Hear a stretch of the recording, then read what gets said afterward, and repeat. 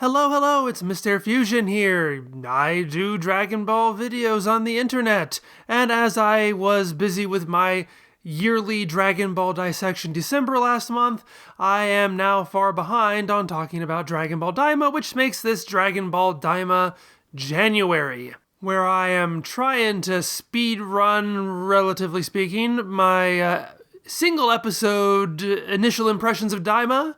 Now I'm doing 2 episodes. I'm going so fast. So today we are going to be talking about Daima episodes 10 and 11, which I just got done watching. So yes, not only am I catching up on making videos about the series, I am catching up on watching the series, so I don't know what has happened past episode 11, and I would be quite grateful if you would refrain from trying to tell me what happens.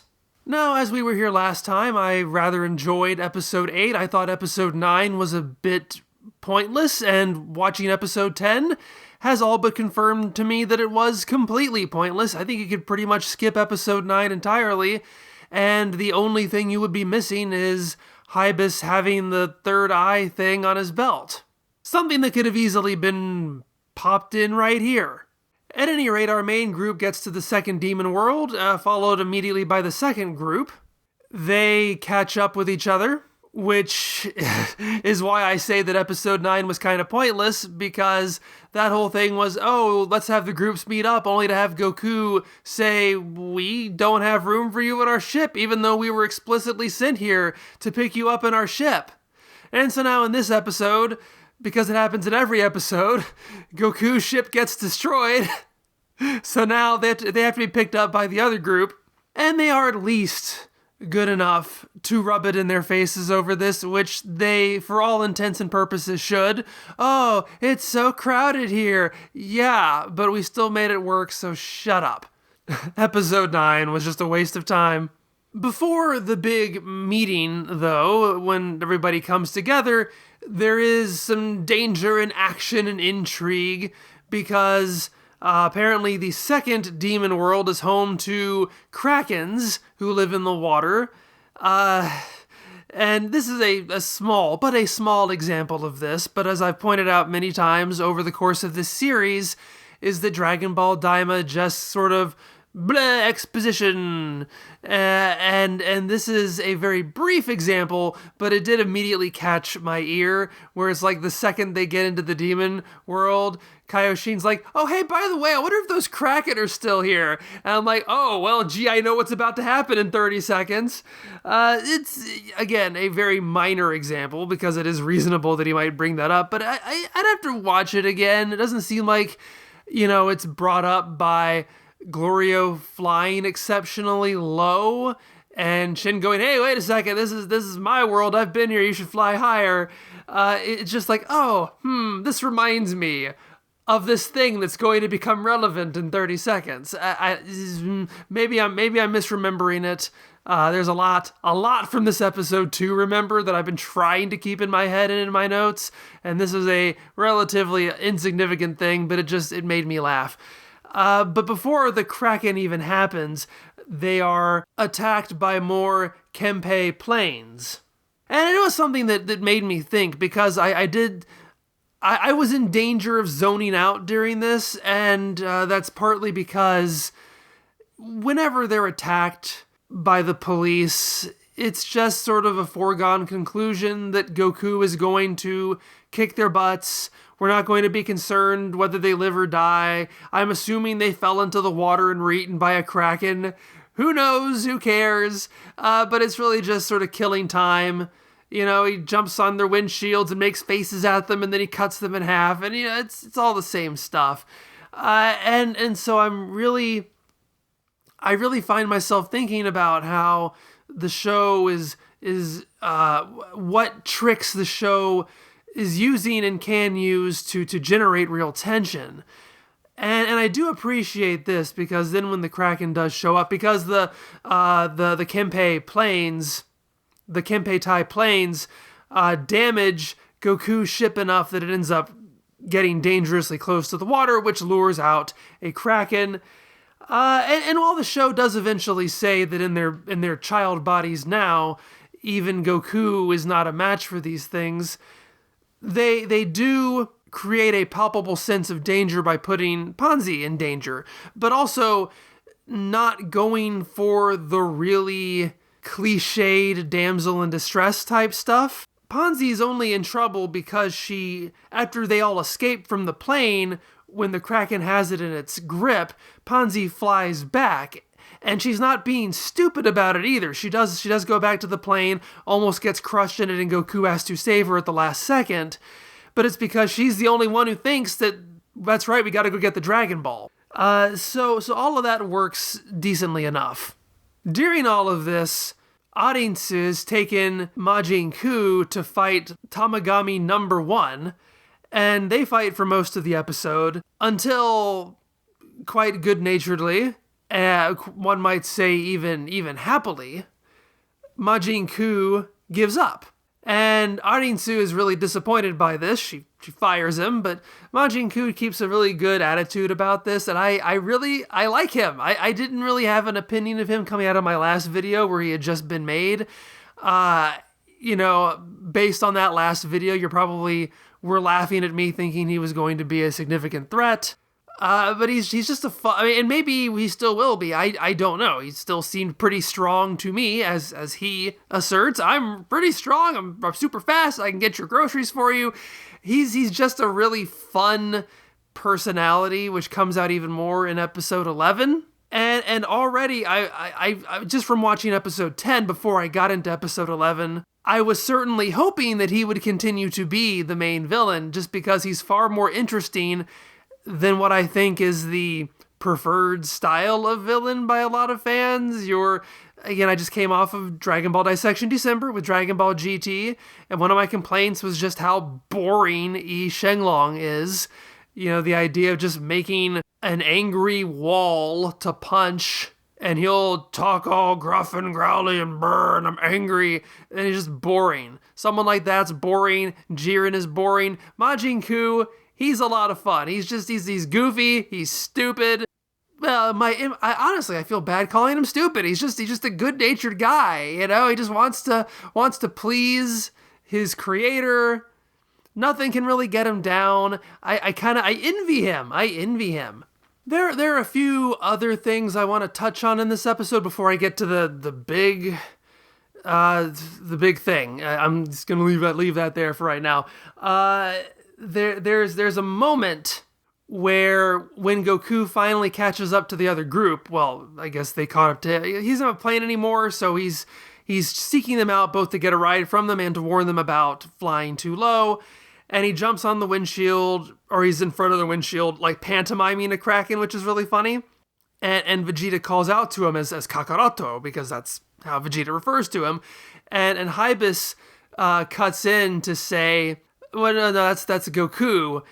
And Bluma explains, no, Goku and Kakaroto are the same person. And Hybis is like, oh, he has 2 names, huh?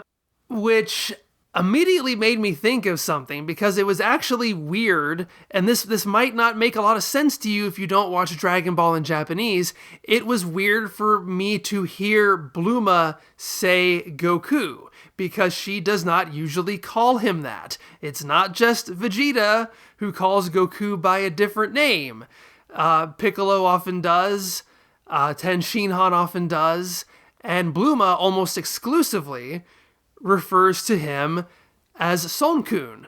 And obviously she's making a comparison here between the name that Hybis says and the name that Vegeta says, but I thought it would have been really funny, well, for my own personal amusement, not to mention carried this own joke further, if she would be like, well, actually, he has 3 names, Son, Goku, and Kakaroto. I call him Son-kun, just to make things even more confusing for this poor, awesome character who I'm going to continue with in a second. But partly because I'd be curious to see how the subtitles handle this. Because, classically, for the DVDs, the home releases that always used Steve Simmons's transliterations of character names as opposed to the Funimation dub stuff, Son-kun has always been there. But given that the nomenclature is being sort of scrubbed of all of that in favor of just using a lot of Funimation names across the board, whereas I've established Son-kun is not part of the lexicon, it does make me wonder, what they would have done with that, just out of my own personal curiosity. Not that the full name Son Goku is completely absent from all English dub products. I think Kai has used it once, maybe. It might be more than that. I don't know. But it is something that that might have caused a little bit of an issue, or at least the fear of confusion, and I find it kind of funny. But speaking of Hybis, I almost forgot about this. Is this really interesting conversation they have at the beginning, where Hybis, who just, says what he thinks, has no inhibitions, offers to let Bluma be his girlfriend. Something that Vegeta takes issue with. And in the previous episode, I don't think I mentioned this, is that they had, or maybe 2 episodes ago, they had, a bit of a conflict where Hybis calls Vegeta out for speaking to him rudely and basically putting him in his place. And they continue with that dynamic here, where Vegeta, objects, saying, no, hey, we're married. Hybis is like, well, it doesn't bother me. And yeah, you can interpret this most likely that he will just be happy to be in a romantic or physical relationship with Bluma, with or without Vegeta being okay with it. Or, maybe he's looking for a polycule, who knows? Less likely there, probably. But, he does seem like a fun, go-with-the-flow kind of guy. And I think it would be a lot of fun if by the end of the series they do have a throuple going on, and Hybis and Bluma go out to the club and go shopping together, and Vegeta stays home and cooks for them, and that'd be hilarious. But it does lead to a fun punchline where Hybis assumes that the reason that Vegeta insists that Bluma become an adult again is not because of any kind of significant age difference, but just because he wants his mate to have large boobs again. Something that makes Vegeta incredibly uncomfortable to the point that even Piccolo thinks that it must be true. It's a hilarious scene, and I can't wait to see more of Hybis's sort of nonchalant nature, just getting under Vegeta's skin and making him uncomfortable. It's hilarious, and I love it. The other thing I want to mention is something that caught my attention. The second group is talking about being in the second demon world, which is apparently where the original Namek planet is. And it's asked of Piccolo a couple of times whether he's nostalgic being here. And Piccolo says, I was never here, my father was here. Well, he uses like a generic parent term, but whatever, you get the point. And that really struck me. Here's the thing. When I covered episode 2 way back in October or whatever, I called out the idea that Piccolo was aware of the fact that Namekians are natively from the demon realm.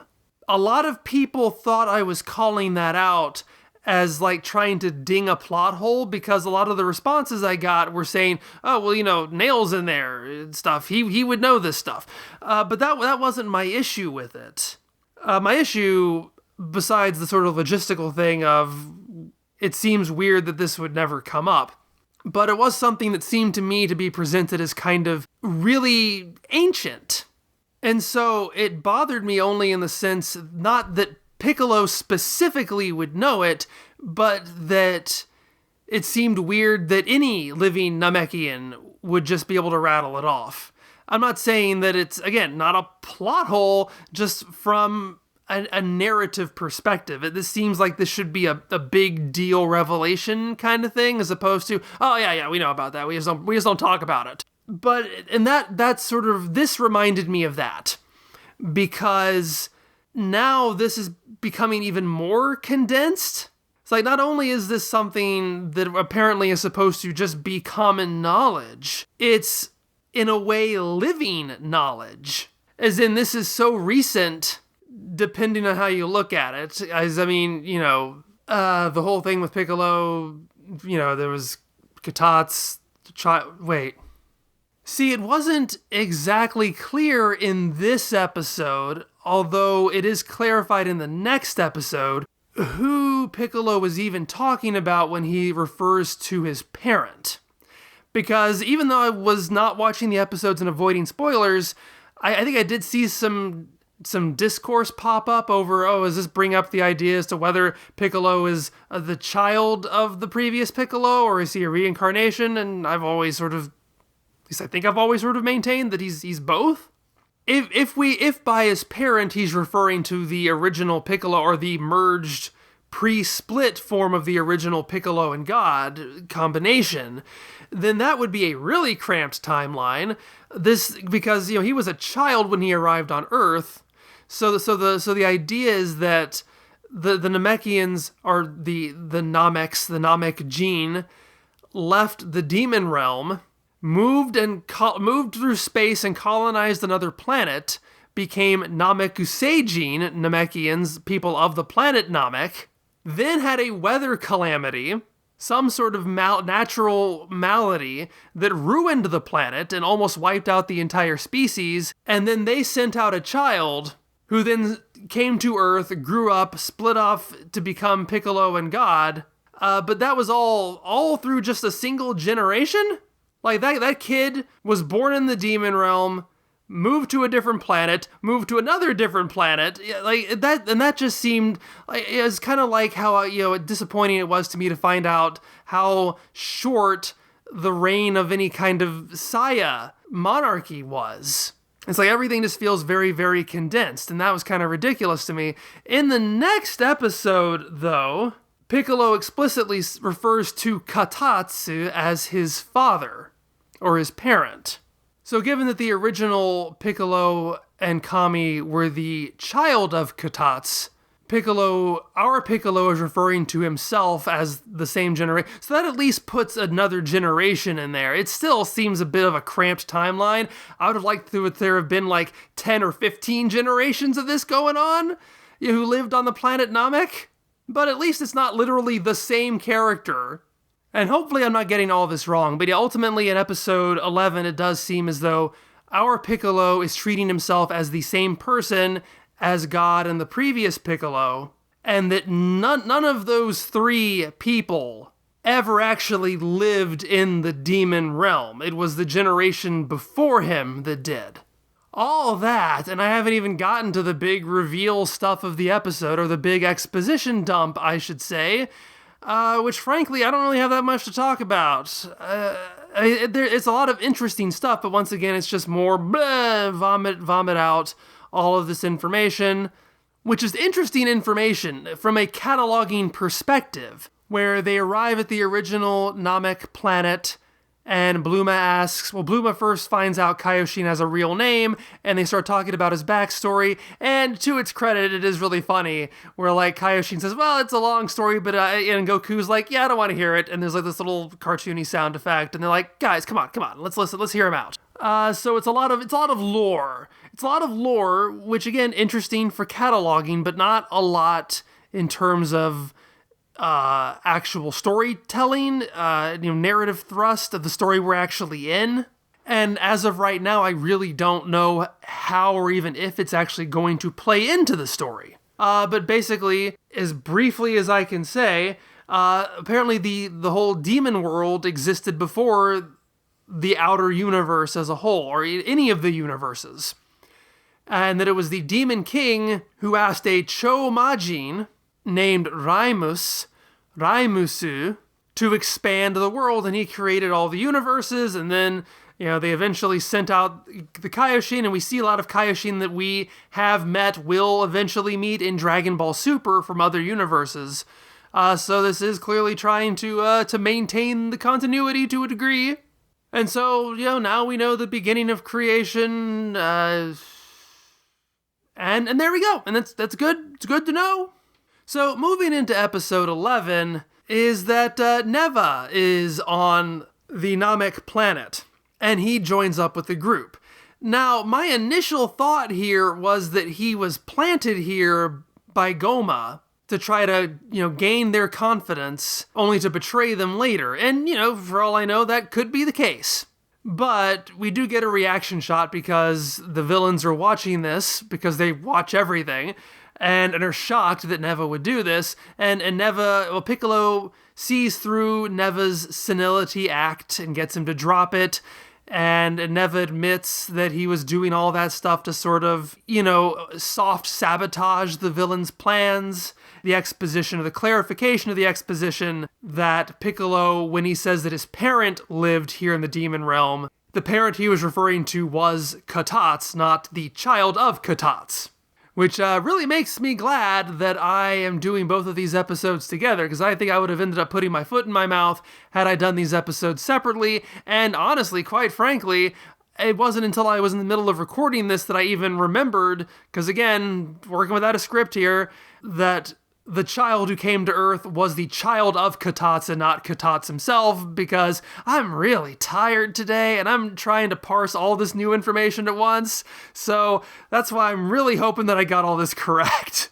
There is a fun little Easter egg in here, though, that I think I did see people talking about even before I watched this episode when it was new, is that when Neva is playing his whole I'm a silly old man who doesn't understand things, he actually starts singing the theme song to Dragon Ball, and that's kind of funny.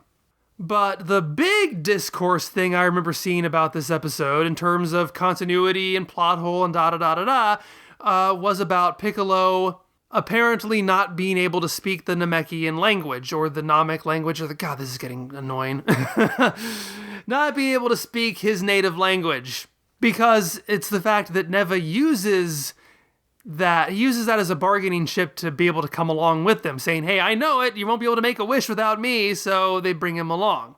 And as I saw lots of people point out, and I remember as well, is of course that we've seen Piccolo speak that language before. In basically the first appearance of this version of Piccolo, he's the one who introduces the language. His conversation with Kami disguised as Shen. But see, what I took away from that at the time, because I was trying not to spoil myself on the show that I hadn't seen yet, was that in rewatching the clip from Dragon Ball, which I probably haven't seen those episodes animated in about 10 years at this point, I was really surprised that I actually learned something new.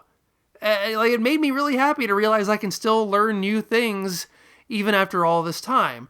Because the language, I'll just say, of Piccolo and his people is not, or at least has not been up to this point, an actual fully realized fictional language, like in the way that Klingon from Star Trek is, where there is literally, it literally was crafted into a full language that they could use within the programs, as opposed to them just saying nonsense.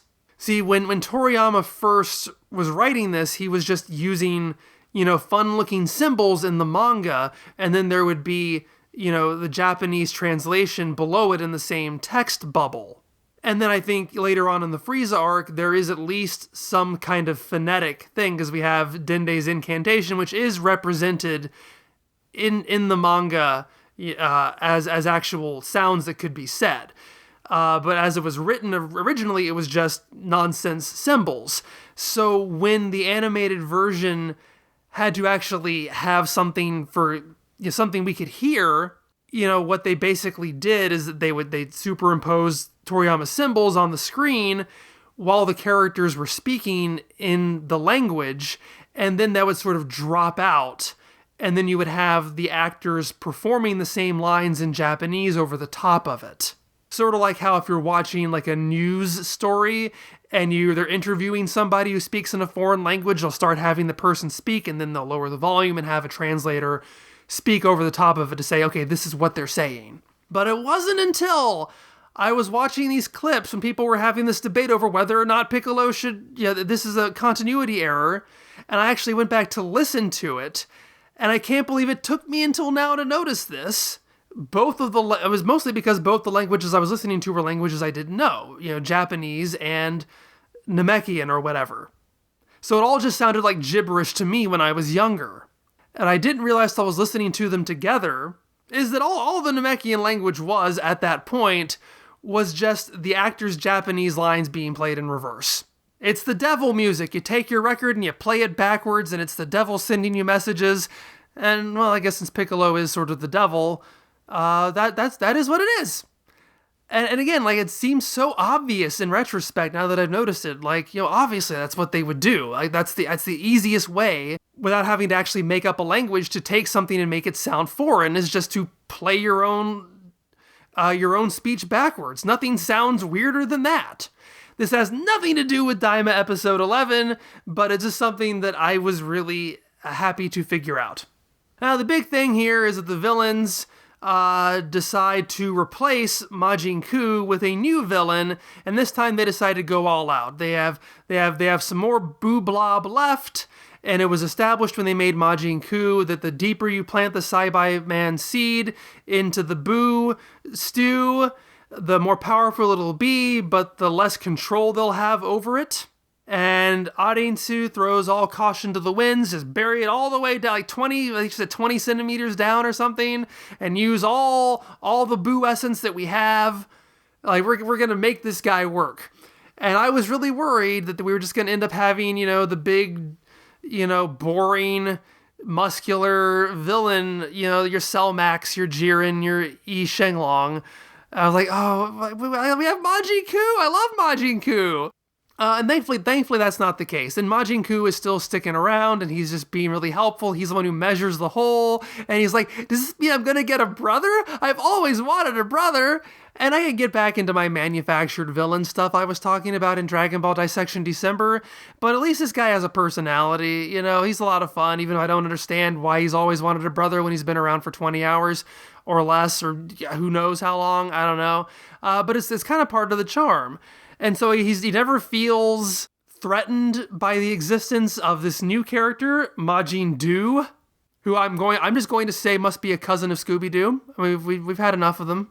But thankfully, Majin Do is much more in the Majin Buu vein, as in the, not the canonically original childlike Buu, but the narratively original fat Buu. Like, he wants chocolate, and, the Ku established in the previous episode that he could go shopping, so he goes shopping, and he gets some chocolate, and then he's even not even that upset that Majin Do steals the chocolate from him. Like, oh, we're gonna fight over snacks! That's what siblings do. I love it. So they have a great relationship, a great dynamic. And looks like, Do might not be as interesting as Ku, but he is still kind of fun. And so they send him out to fight to fight Tamagami number 1 again. And the fighting style is interesting because he does sort of act like he was just born today. And seems to sort of learn how to fight as he goes along. So I think there's like this moment where the Tamagami fires a ki blast at him and it sort of singes him a little bit, and like Do realizes that he can do that too. I'm so funny. And structurally, this is interesting because they sort of parallel this. They have both Majin Do fighting Tamagami number 1, where they have Vegeta in the second demon world fighting Tamagami number 2 at the same time. Because, of course, Vegeta insisted on doing this. Goku objected, and etc. It's usual Goku and Vegeta rivalry, wankery, whatever. And this episode actually ends on a cliffhanger because it looks like Vegeta's been eaten by a kraken. So I think I've gone on quite long enough. Truth be told, because this was sort of a running gag before I took a break from this series, was trying to get an episode that was less than 20 minutes long, or a video that was less than 20 minutes long, and I kind of technically succeeded last time. I mean, the video was nearly half an hour long, but I covered 2 episodes, so that means that each one was well under 20 minutes a piece, so I technically got it. I have no idea how this one's gonna do, though. I do think that 10 and 11, cumulatively, were probably stronger than my last batch. I thought 8 was pretty good, and 9 had a few fun moments, but was mostly completely pointless. But there really wasn't any significant weakness in 10 and 11. Again, I'm gonna reserve judgment on Kaioshin's big exposition dump, because again, I mean, this show is constantly doing it. If it was just this, and this actually ends up being useful, then I could overlook this one, but I don't know if this is going to actually mean anything. But aside from that, there was a lot of interesting, fun stuff, and I still don't know what's going to happen next, so don't tell me. But please do subscribe to me. And if you can, please visit patreon.com/MrFusion and help support the channel to get your name in the credits. All of these for Dragon Ball Daima January are coming out a week early for patrons. All my videos come out a week early for $10 and higher patrons. And since I am doing this as a marathon, that means that unless something's gone horribly wrong, the next couple episodes, 12 and 13, should be out for them as you're watching this one. That's how it works. I almost confused myself there for a minute, even though I've been doing this early release video thing for over 5 years at this point. But there's just so many episodes of Daima I'm keeping track with that I don't even know what I'm talking about anymore. But I think you get the deal. But I'm also confused because as I'm recording this, 13 hasn't come out yet. So it feels kind of weird for me to be talking about this thing that to you, from your mindset, is going to exist, but doesn't exist for me yet. And oh my God, I'm giving myself a headache here. So I'm just going to stop talking now. Thanks for watching. Thanks for listening. I'll see you next time. Bye-bye.